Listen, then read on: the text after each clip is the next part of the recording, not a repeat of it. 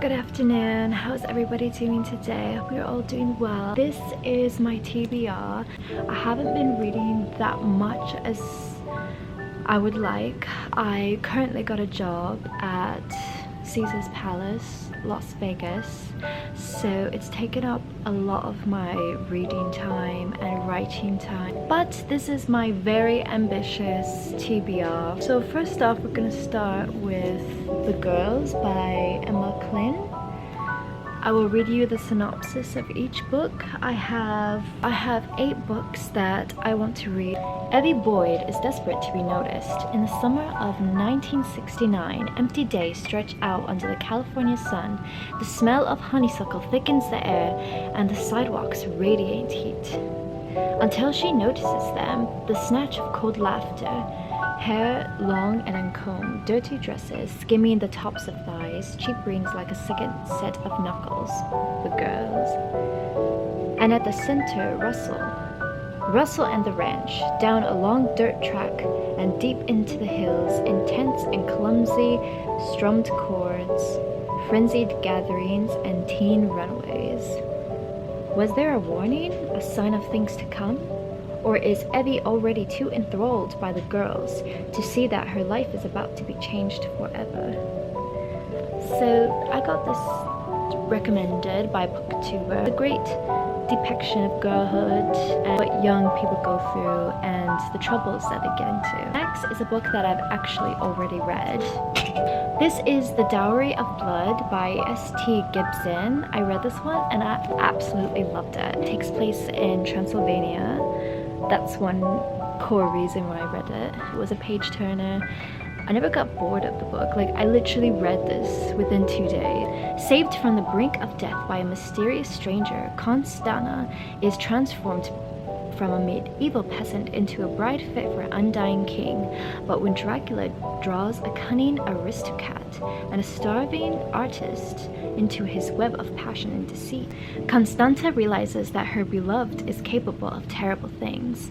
Finding comfort in the arms of her rival consorts, she begins to unravel their husband's dark secrets. With the lives of everyone she loves on the line, Constanta will have to choose between her own freedom and her love for her husband.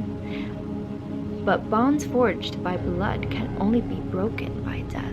Absolutely loved this book. Right, so the next book I haven't read, but I'm super excited to get into it. It's Julius Caesar by the one and only William Shakespeare. The only reason why I'm interested in reading this book is because I currently work at Caesar's Palace. This would be very relevant to my current job. When it comes that Julius Caesar may assume supreme power, a plot to destroy him is hatched by those determined to preserve the threatened republic.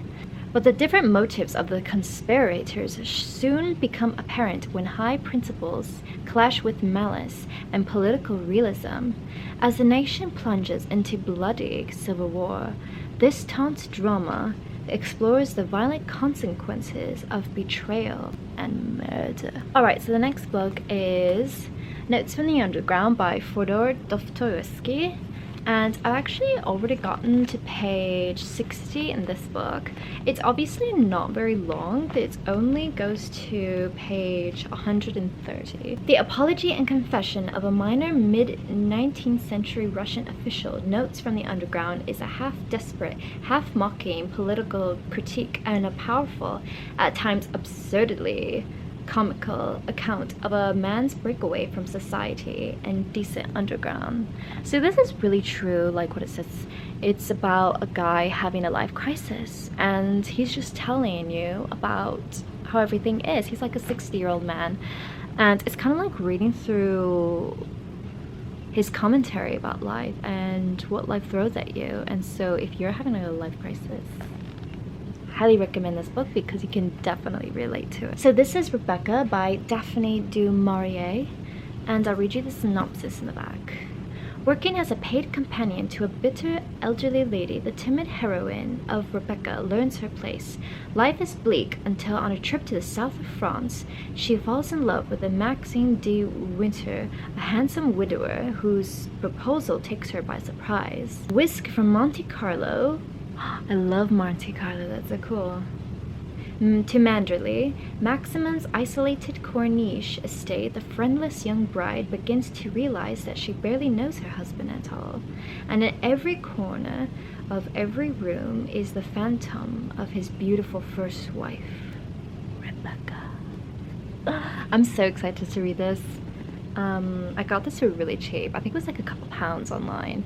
All these books that I bought from the UK, I'm currently in the US, but I buy all my books from the UK just because I like the size of them, and I also like that they're used books, so they have a bit of that brown tint in it, and I just love buying thrift books instead of just new books. Alright, the next book is Oranges Are Not the Only Fruit by Ginny Winterson. Innovative in style, its humor by turns punchy and tender, Oranges Are Not the Only Fruit is a few days ride into the bizarre outposts of religious excess and human obsession. It's a love story, too. And the last book that I'm gonna read for either May or June is The Master and Margarita, Mikhail Bulgakov. As a mysterious gentleman, a self-proclaimed magician arrives in Moscow, which includes a strangely dressed ex-choir master, a fanged hitman, and a mischievous tomcat with the gift of the gab. The Russian literary world is shaken to its foundations.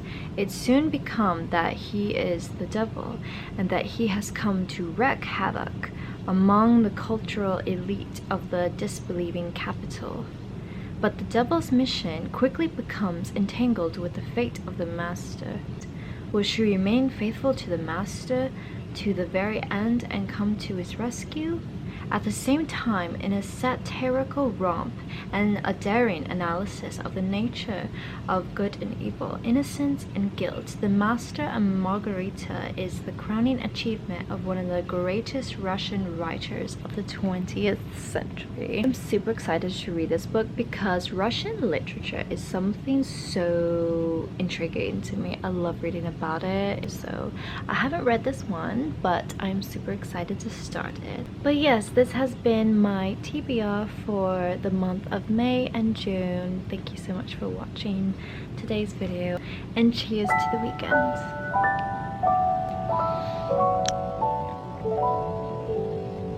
weekend.